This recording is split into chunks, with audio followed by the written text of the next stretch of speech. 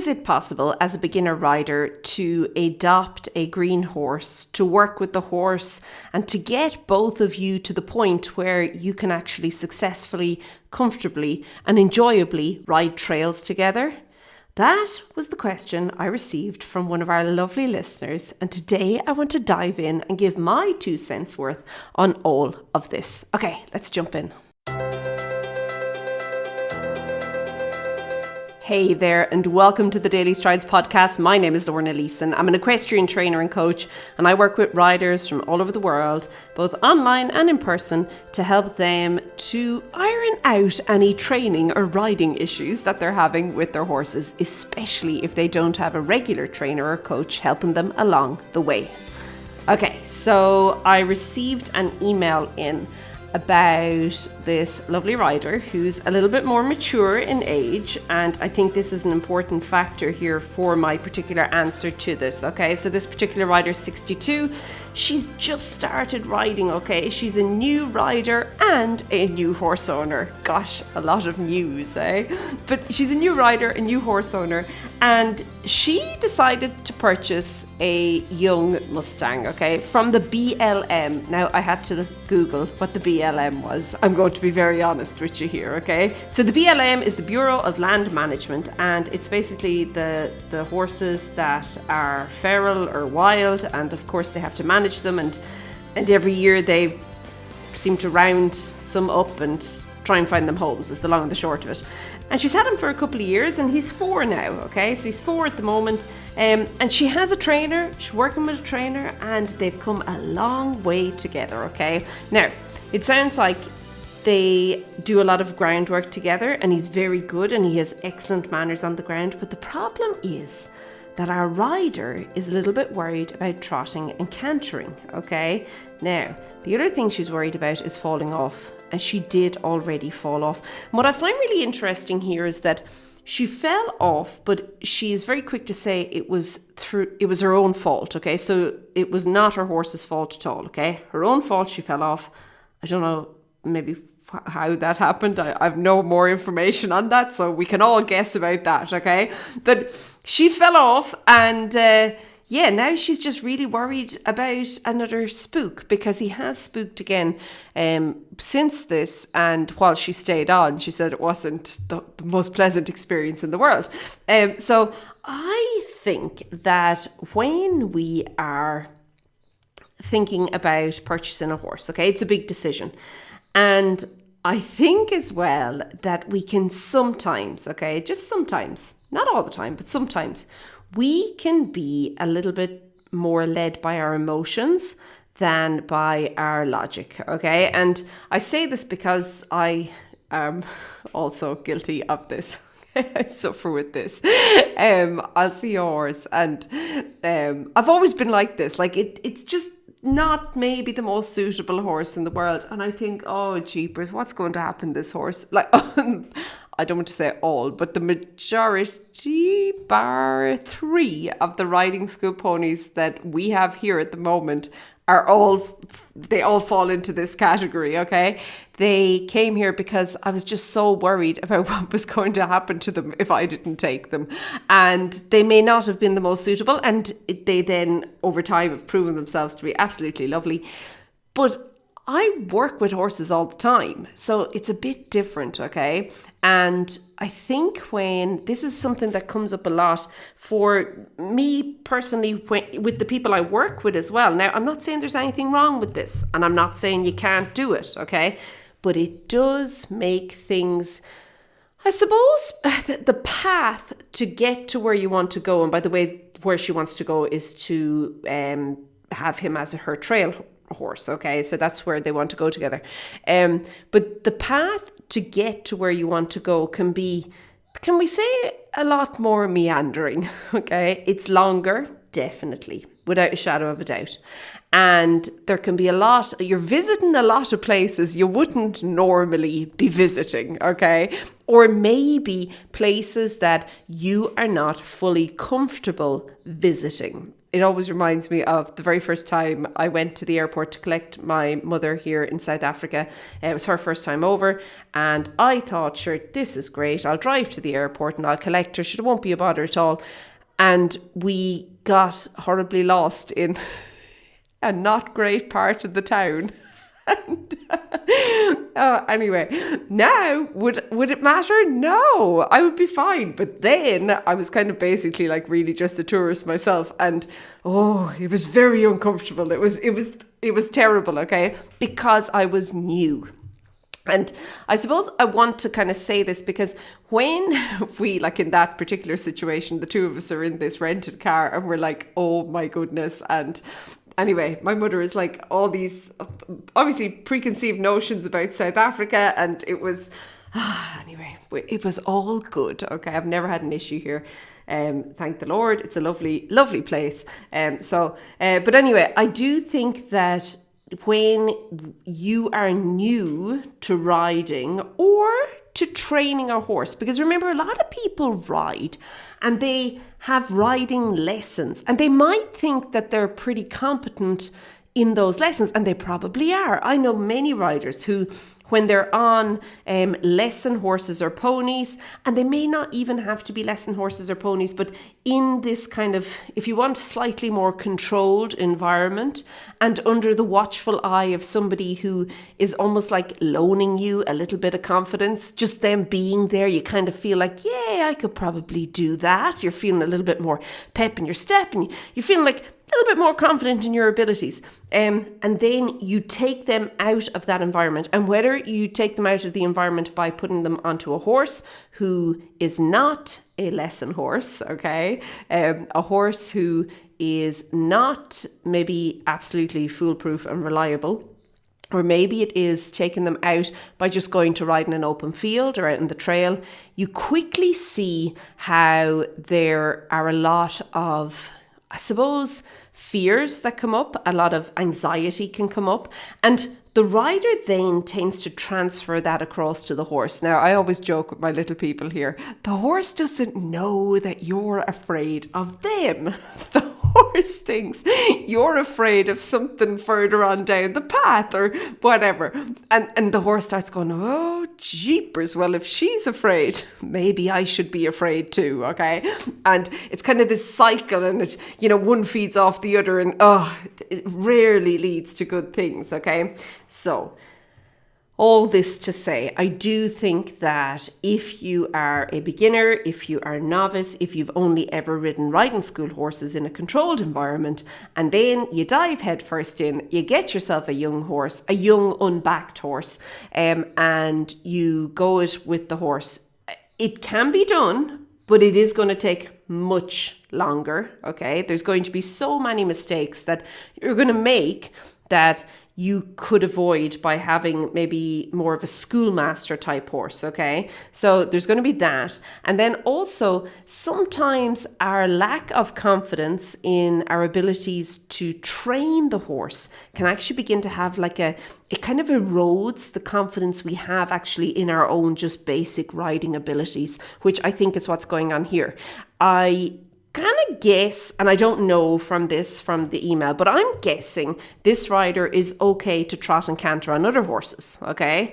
But it is on this horse, and as I say, it's like this lack of confidence, it just erodes things, okay? So what you were happy to do before now suddenly becomes this big hurdle that you have to get over to try and work with your horse. So would it be something I'd advise people? And then we'll throw into the mix here that this rider's 62 as well, okay?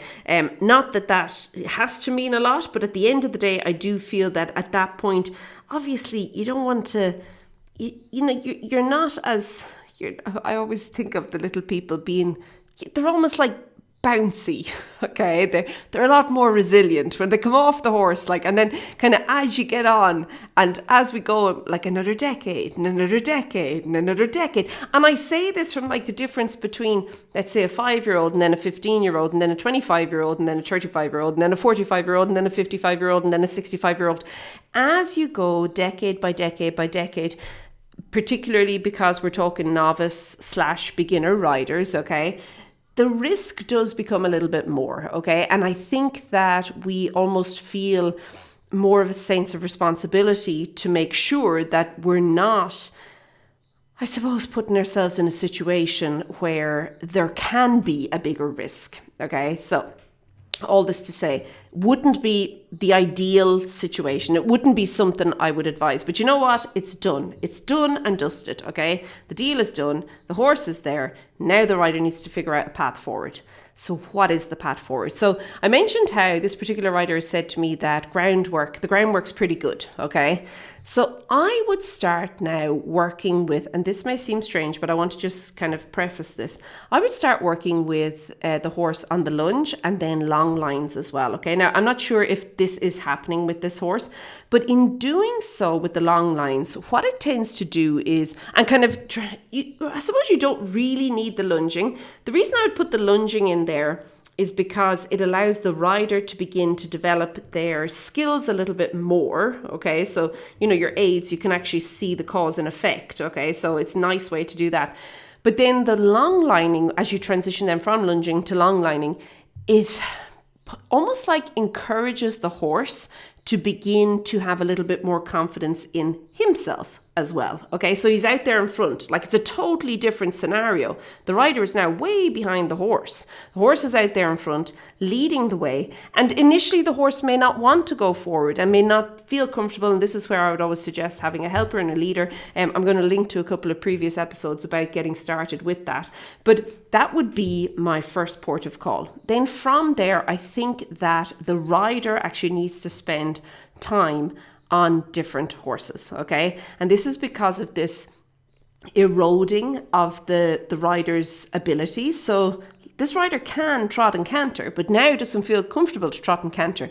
So the more they can practice this on a horse where they are comfortable, there's no anxiety there, they're not worried about what's going to happen, okay?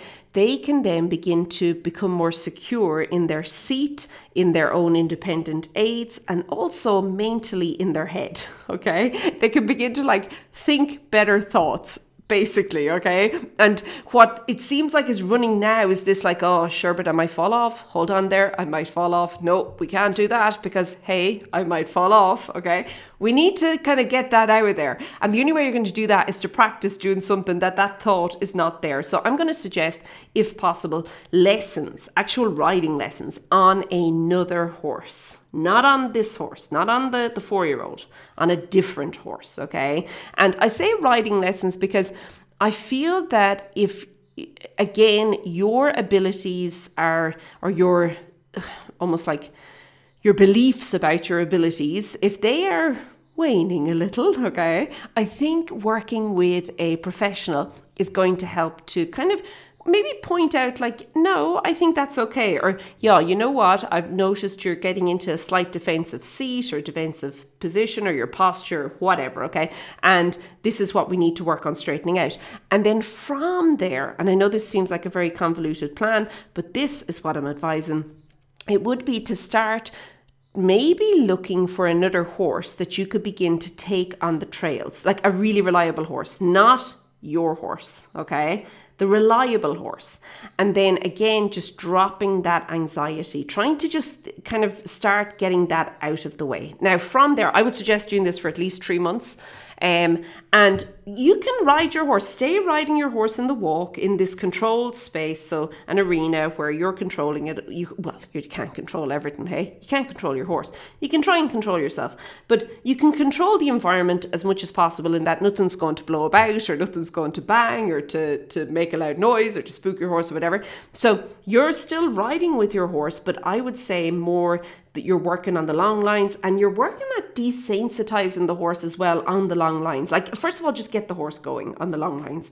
And then from there, you're beginning to challenge the horse a little bit and see how he begins to figure things out. Now, again, this is actually going to improve your aids as well, okay? So it's going to improve your skills as a rider so that eventually, and I would say then the second 3 months, and I would say this is a whole year to 2 year to 3 year project, okay? But after 3 months of you and your horse being just in walk, don't even consider trot and canter. Don't even worry about it.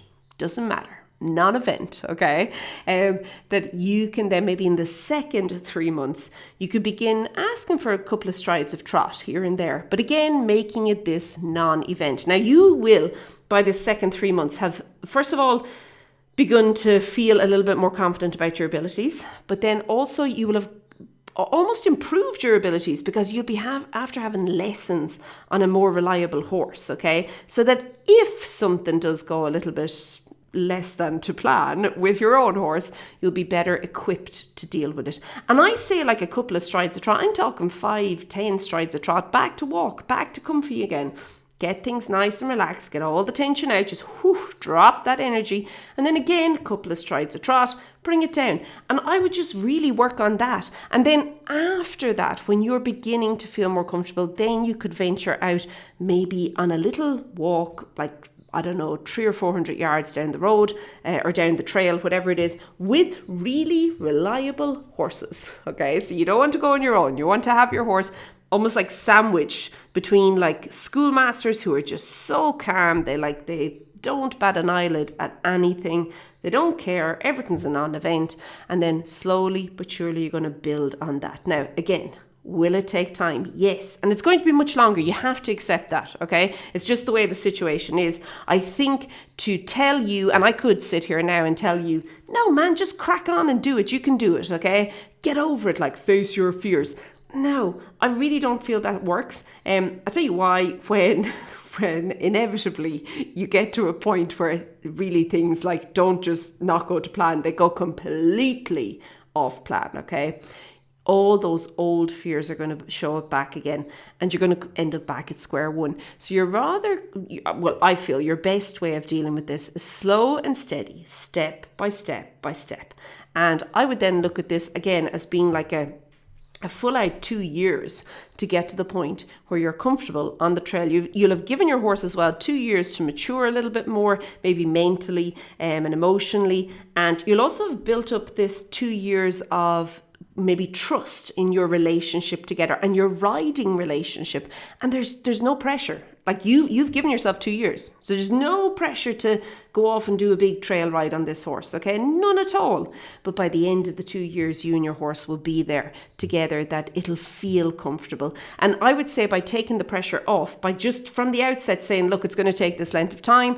I'm committing the time to doing that. But while we are working together, I am actually going to be building my own skills with this other horse, okay? Or another horse. It doesn't have to be a specific horse. In fact, the more horses you can get on, the better, okay? But I would do that, and then you and your horse should be ready. And again, I just want to kind of preface all this once again by saying this is not a situation I would advise for anybody, but it happens so often, like so often. I can just think in my head of probably about 20 different people that I personally know, like I have met in real life, who have this particular situation. So it happens so often, so often.